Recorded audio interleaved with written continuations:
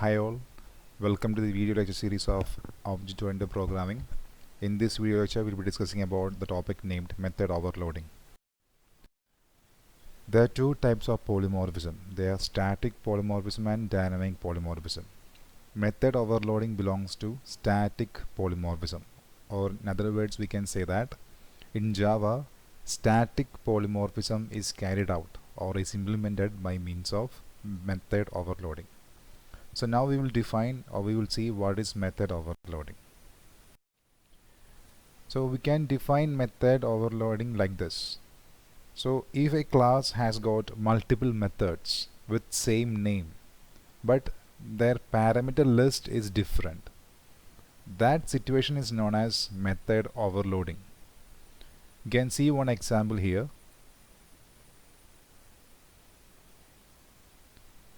Here I have created three methods. All these three methods are having the same name. The name of the method is my method. All the three methods are having the same name, but their parameter list is different. In first method, there is only one parameter, but that is of integer type.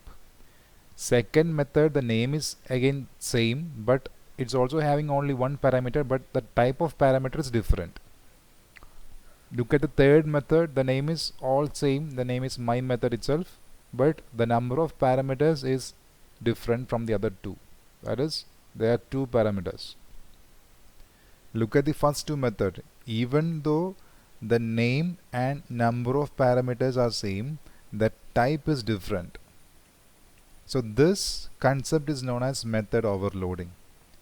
And see, I am not talking about the return type, because return type have nothing to do with method overloading. Even if the return type are same or different, it has no effect on the, it has null effect on the method overloading. So a situation in which, or a concept in which within a class, that is also important, because within the same class we need multiple methods with same name. It is similar to situation like we often have multiple students with same name in our own class. We can think of that situation as name overloading, because different students but they have the same name. So how we will identify each one of them? By their initials, right?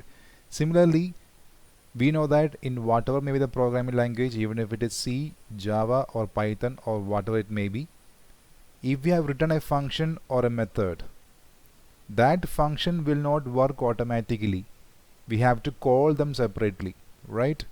We have to call the method explicitly so that those lines of code that we have written inside the method gets executed. So in the case of method overloading, the name of the method remains the same. So how can we identify which among these overloaded methods have to be executed? It is done by means of the number of parameters. Because if I call my method, this method name is my method, if I call this method with an integer parameter, then this method will execute. At the same time, if I am calling this method with a floating point variable or value as the parameter, then this second version of my method will get executed. Or if I am calling the method named my method with two parameters, both of them being the double type, then this third version of my method will get executed. So in terms of method overloading, or in case of method overloading, it's not the name alone that determines which method will get executed. It is the name of the method plus the parameter list. That is what will determine. We will see some examples of method overloading. See this, in this class I have created two methods. I have not written the class name and all, but you have to think that there is one class name here, because method overloading is all about multiple methods with same name within the same class. That is very important. Okay, so here in this example I have created two methods. They are plus method int, okay, plus method double. So this is an example without method overloading. Okay, So we are going to explain what happens if there is no method overloading. What is the advantage of method overloading? That is what we are going to see now. Okay. So in this example, I have created one program, one class in which there are two methods. The name of the method are different. One method is plus method int plus method double. Plus method int is having two parameters of type integer. Plus method double is having two parameters of type double. But what they are doing actually, they are actually adding the parameters and then returning that value, right? Plus method int is adding its parameters and returning it. Plus method double also, they are adding their parameters, returning it. So the basic functionality of these two methods are same. That is, they are just adding the parameters and returning the sum. That is what these two parameters are doing. So why can't we give the same name to these two methods? Now what's the problem with these two methods, these two different methods? We the programmer needs to remind or remember all these method names. If I have to add two integers, I have to call plus method int. If I have to add two floating point numbers or double point numbers, I have to use the method plus method double. If I have to add or combine two strings, I have to use another method, plus method string. So even though all these methods are doing the same thing, if their method names are different, the programmer will have to remember all these different method names, and depending upon the input the programmer wants to add, the programmer will have to use the corresponding method. So suppose we are replacing all these method names by the same method name, then there is no need of any confusions, or there is no difficulty in remembering just one name. Even if we want to add two integers, even if we want to add two floating point numbers, even if we want to combine two strings, we just want to remember only one name, that is plus method. That is the method name that we are going to give. Okay, so now we will see the same program executed or implemented in terms of method overloading. So in this, on the left hand side, you can see two methods with two different method names and two different parameter lists. Now I am going to write another class with two methods, but their method name remains the same, plus method, plus method. The only difference is the parameter list. Here it is two integers, here it is two double values. So when I need to execute, when I need to add two integers, then also I have to call the same method, plus method. You have to add two double numbers or floating point numbers, I have to use the method plus method. So I don't have to remember multiple names like this. I just want to remember only one name. Okay, that's the main advantage of method overloading.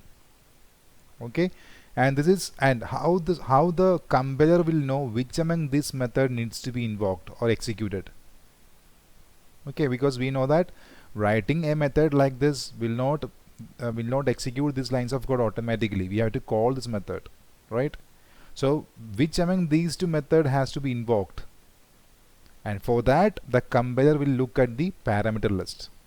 See, I am calling the method plus method with 8 and 5 as parameters. So we know that 8 and 5 are integers. So when Java compiler look at this, the Java compiler came to know that the method name is plus method. So when Java compiler looks at this entire class, the compiler came to know that there are multiple methods with same name plus method. So which among these two I have to call? Then the compiler will look at the parameter list, and compiler came to see that both of them are integers. So then compiler will go through all the method signature, method header, and see which method have got the method name plus method and the parameter list consists of two integers. So the Java compiler will see this method and this method will get executed. Similarly, when we call plus method 4.3, 6.26, again the compiler will search inside the class for the method named plus method. So again it will see two methods with same name. Okay, but Then again the compiler will get confused which among these two must get executed. So it will look at the method call statement and the parameters provided at the method call statement. It will see two parameters, they are 4.3 and 6.26. So both of them are double values. So the compiler will fix which method, will select the method plus method with two double values as a parameter. So this method will get executed. So when we overload method, it is not just the method name that will indicate the method that gets executed. It will be the method name plus the parameter list that is going to decide which method has to be invoked, and that happens during compile time. That is why we call this method overloading as static polymorphism. Okay. So method overloading, why we have to use method overloading? It increases the readability of the program. That means we don't have to use multiple method names. We can use the same method name. So the entire class may have only one method name. Even though there are multiple methods, we have to write methods separately, but we can use the same method name again and again. We don't have to think about multiple identifiers that we can give as method name. We can use the same method name for different methods. So that improves the readability of the program. And we can overload methods in two ways. One is by changing the number of arguments, and the other one is by changing the data type. I have mentioned this earlier, that is, the return type of the method does not have anything to do with method overloading.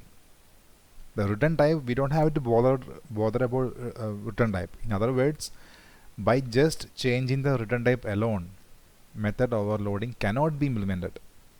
If method overloading has to be implemented, we have to change the parameter list, either the number of parameters or the type of parameters. We cannot implement method overloading by just changing the return type of the method. The return type of the method does not have anything to do with method overloading. Please don't forget this point. This is a common mistake that students make when they write exams. They will just change the return type alone, keep the method name same and parameter list same, and say that is method overloading. That is wrong. That is completely wrong. We cannot perform method overloading by just changing the return type alone. Okay, even if we don't change the return type, we have to use the same method name and different parameter list. That is what we have to consider when we perform method overloading. So we can see how this method overloading can be done by changing the number of arguments. In this case, there are two methods. See, class adder, this is one class. Inside the same class, we have two methods with same name. See, their return type is same. Okay, return type does not have anything to do with. Okay, even if these two return types are different, it's not going to bring, or it's not going to, we cannot call it as method overloading. If it has to be method overloading, method name must be the same and their parameter list must be different. See this, here there are two parameters, here there are three parameters, so the parameter list is different. Okay, this is how we perform or implement method overloading by just changing the number of arguments. So when I call adder.add 1111, we're actually calling the method add with two parameters. So this first method will get executed. When we call adder.add 1111, we can see two methods named add here, but since there are three parameters, it will be the second method that will get executed. Okay, now we will see how method overloading can be performed by changing the type of argument. So see here, the method name is same, the number of parameters are also same, here also two parameters, here also two parameters, but their type is different.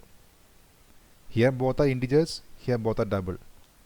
It doesn't mean that both the type has to be the same. Here if it is one integer and one double, and if it is two double, then also the type of parameters are different. That is also possible.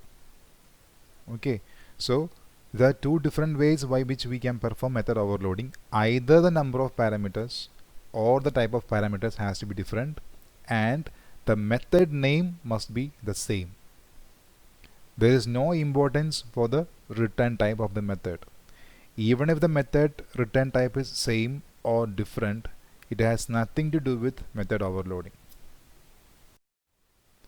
So we shall conclude now. We discussed about method overloading. We defined method overloading. We also said that there are two types of polymorphism, and static polymorphism is implemented in Java by means of method overloading. We saw some examples and two different ways in which we can perform the method overloading. Okay, and we saw the examples in both cases.